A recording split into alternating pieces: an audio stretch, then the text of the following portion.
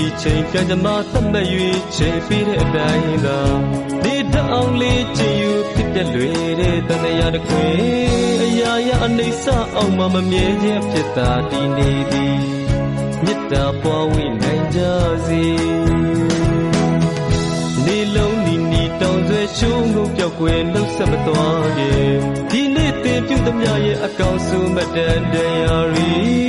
ကံငါရင်မတ်ထားသည်မနှုတ်သားဧည့်သည်ပင်ကိုယ်တိုင်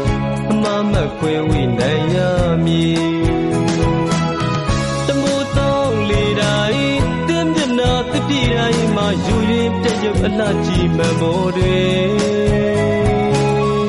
နေ့စဉ်တိုင်းမှမြင်လိမ့်မည်